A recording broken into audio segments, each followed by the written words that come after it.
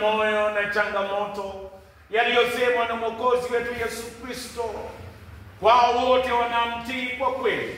Mtu yeyote akitaka kuwa mfuasi wangu ni lazima ajikane nafsi yake, au chukue msalaba wake kila siku anifuate.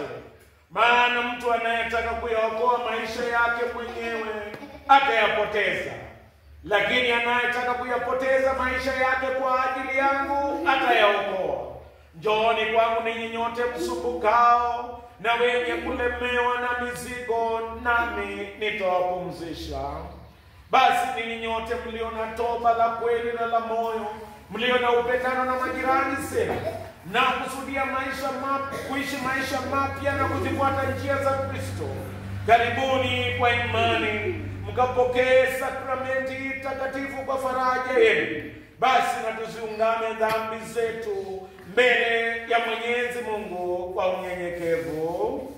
Mungu mwenye enzi, muumba wa vitu vyote, ulituumba sisi kwa mfano wako mwenyewe, ila sisi tumechafua na kuharibu mfano wako kwa kukataa upendo wako na kuwachukizia majirani zetu.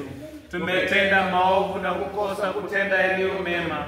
Tuyasikia sana na kuyatubia makosa yetu. Tutakase na kusamehe kwa ajili ya dhabihu ya mwanao Yesu Kristo. Utuumbie upya kwa uongoze kwa Roho wako mfariji. Tunaomba haya kwa Yesu Kristo Bwana wetu. Amen. Mwenyezi Mungu ambao upendo wako thabiti ni kuu kama mbingu zilizo juu ya dunia, aondolee mbali dhambi zenu kama mashariki ilivyo mbali na magharibi.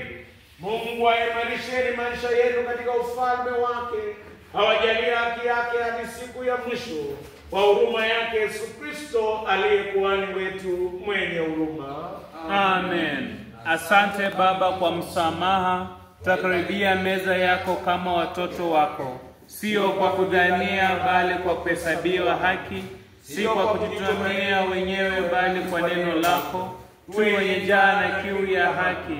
Tuomba kwamba mioyo yetu ishibishwe na mwili na damu na mwanao Yesu Kristo mwenye haki. Amen. Usimame sote.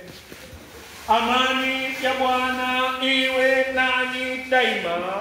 Iwe pamoja nawe pia. Na tupeane ishara ya amani. Tutaimba ni amani katika Yesu Bwana, tukisalamiana. Ni amani katika Yesu Bwana. Ni amani. Ni amani katika Yesu Bwana. Ni amani. Ni upendo katika Yesu Bwana. Ni upendo. Ni upendo katika Yesu Bwana. Ni upendo. Ni furaha katika Yesu Bwana. Ni furaha. Ni furaha katika Yesu Bwana. Ni furaha. Mache wimbo Yvonne kwa ajili ya